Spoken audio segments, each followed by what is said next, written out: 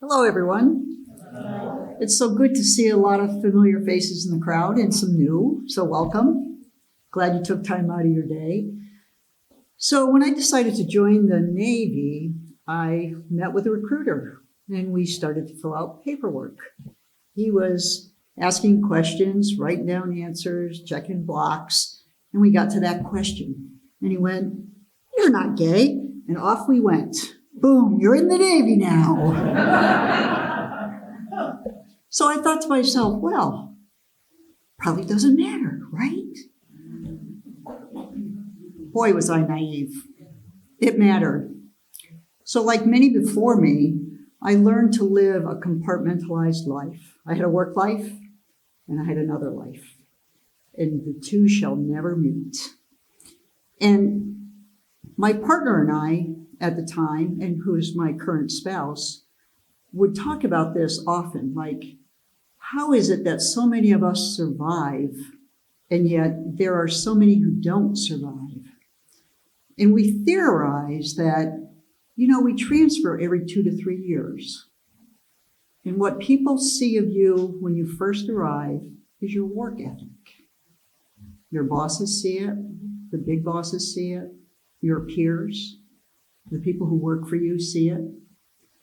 So about the time they might be recognizing, she might be gay, she might be a lesbian, they go, boy, she's doing a good job for me.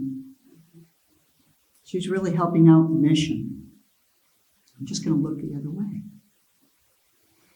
So I have to say that throughout my career, and I retired in 1996, I have been lucky to not be discovered, or if I am discovered, nothing happened. So you fast forward to President Clinton being elected. One of his promises, campaign promises, was, I'm going to lift the ban of gays and lesbians serving in the military.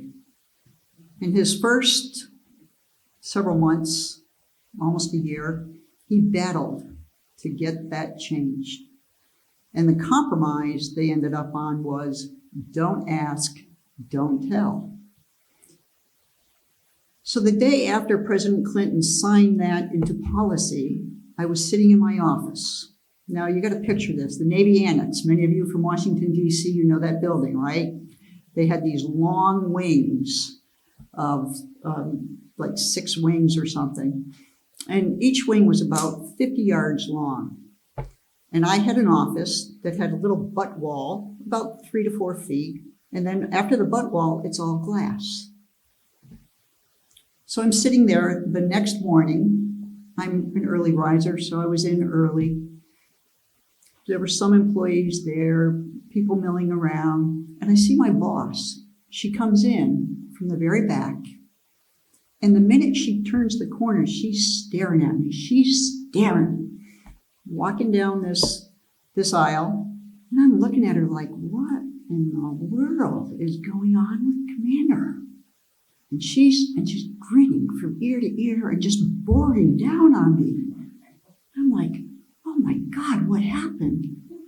And I'm watching her all the way. Now, my employees are starting to notice.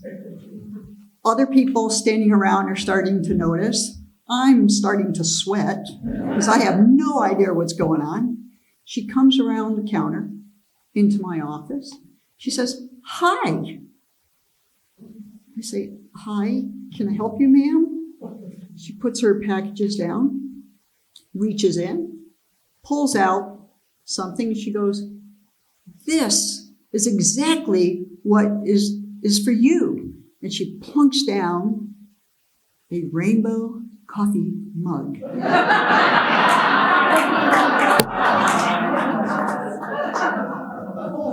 She picks up her bags, she goes, "Ta-ta," and leaves.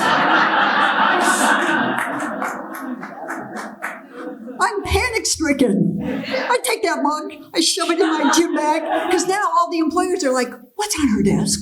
What did she put on her desk? I get home that evening. My partner comes home. And I said, "You're never going to believe what happened to me today." She's like, "What?" I pull out the mug and put it on the counter. And she goes, What? I said, my boss gave me a gift. And she's like, what? I said, well, she didn't ask. I didn't tell. I think she's trying to say that she's okay. That's my story. Thank you.